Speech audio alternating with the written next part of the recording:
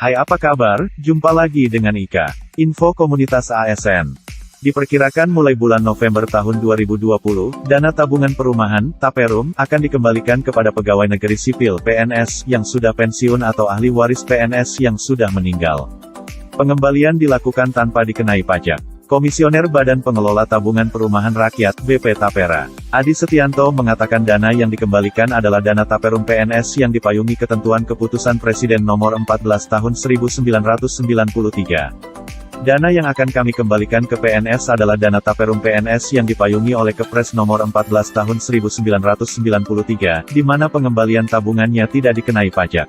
Ujar Adi, dikutip Jumat, tanggal 18 September tahun 2020.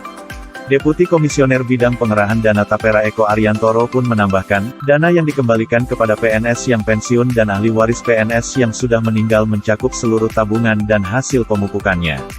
Pengembalian dana Taperum PNS beserta hasil pemupukannya telah diakomodasi dalam Undang-Undang Nomor 4 Tahun 2016 tentang Tapera. Artinya, seluruh dana termasuk pemupukannya dan aset yang sebelumnya dikelola oleh Bappertarum PNS akan dilikuidasi dan dikembalikan kepada PNS sesuai peruntukannya, yaitu dikembalikan kepada PNS pensiun dan ahli waris atau dialihkan kepada PNS aktif sebagai saldo awal Tapera, jelas Eko Ariantoro.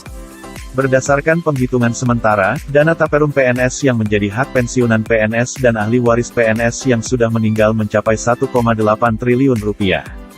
Jumlah PNS yang pensiun tercatat mencapai 200.000 orang, sedangkan ahli waris PNS yang meninggal mencapai 376.000 orang. Saat ini, penghitungan kami untuk pensiunan dan ahli waris mencapai sekitar 1,8 triliun rupiah. Ini adalah angka pokok dan pemupukan. Dalam penghitungannya ini, kami dibantu oleh aktuaris. Ujar Eko Ariantoro. Lalu berapa besaran yang bisa diterima oleh pensiunan? Bagaimana cara pengambilannya? Berdasarkan data yang disampaikan oleh Deputi Komisioner Bidang Pengerahan Dana Tapera Eko Ariantoro, jumlah hak pensiunan dan ahli waris mencapai 1,8 triliun rupiah.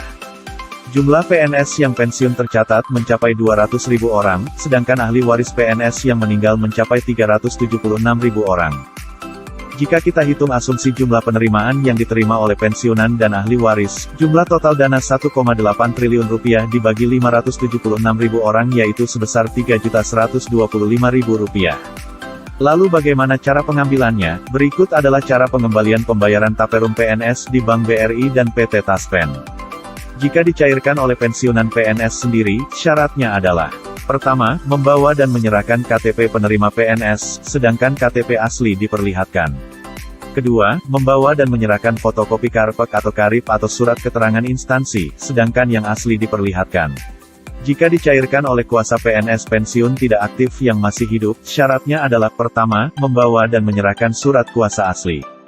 Kedua, membawa dan menyerahkan fotokopi KTP penerima PNS dan KTP perwakilan yang diberi kuasa, sedangkan KTP asli diperlihatkan. Ketiga, membawa dan menyerahkan fotokopi karpet atau karip atau surat keterangan instansi, sedangkan yang asli diperlihatkan.